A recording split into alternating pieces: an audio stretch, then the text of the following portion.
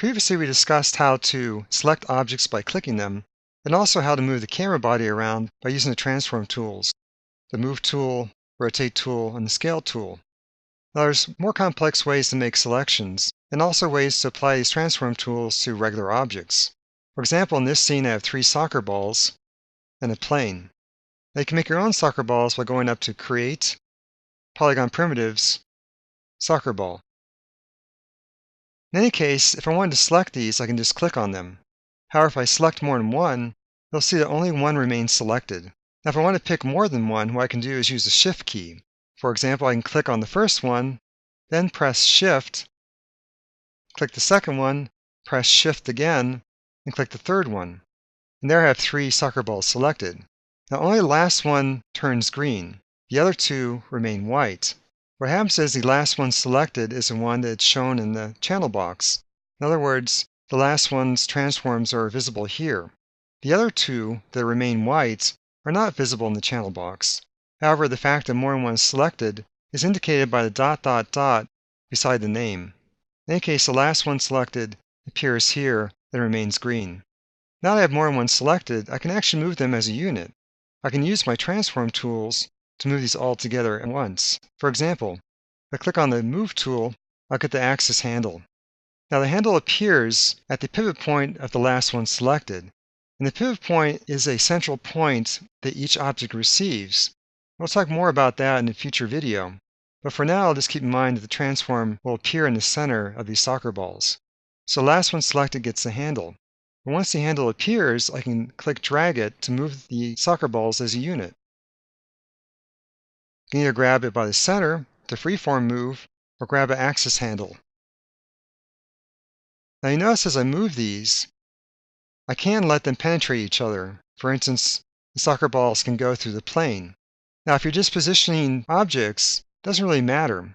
Eventually when you get to rendering animation, you do want to avoid the objects penetrating each other, but in this case it doesn't really matter. So there you can move all 3 of these objects as a single unit just by selecting them in the correct order. Now you can also apply the other transform tools to do something similar. For instance, if I go to the Rotate tool and click that, once again the handle is centered on that last one selected. But I can rotate them all at one time. Now you notice as I rotate, however, they don't rotate as if welded together. They rotate around their own personal pivots. In other words, each one rotates around its own central point. So in this case, they rotate like a series of tires on a car. They rotate at the same speed and in the same direction, but not as if they're glued together or welded together. Now, as you use these transform tools, you might notice that the transform handle is too big or too small. In fact, your transform handle for rotate might be in the center of the ball. What you can do is scale that to make it easier to see and manipulate.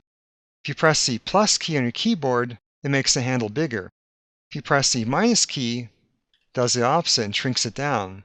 So by pressing the minus or plus key on your keyboard, you can tailor the size of the handle to make it easier to manipulate. So now that I have all 3 of these objects selected, I can also use a scale. I'll click the Scale tool, and the same thing, the handle appears on the last one selected, and I can scale it by the middle box to scale all 3. Again, they scale around their own personal pivots, or I can scale one of the axis handles. When I'm using scale, this makes for unusual shapes.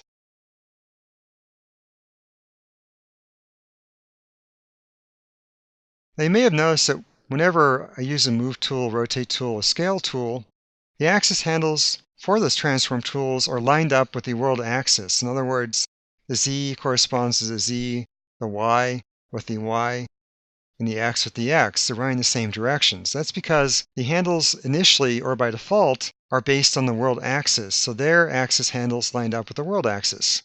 You can change it by going into the options for the individual tools. For instance, if I go to Rotate and double-click the Rotate tool, double-click Fast, the tool settings come up for the Rotate. You'll see that under Rotate mode, it's set to World. However, I can change that to Local. Just click the Local radio button, and then the handle is aligned with the pivot point of the object. So if I look at the handle now in the viewport, they don't line up with the world axis. In other words, the green axis handle does not point in the same direction.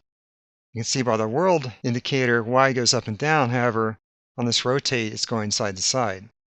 Now you can still rotate as normal by grabbing the handle, however the axis orientation is just different. We'll explore this further when we get back to pivots later on. But just for now, remember that you can either manipulate an object in a world space or in a local space.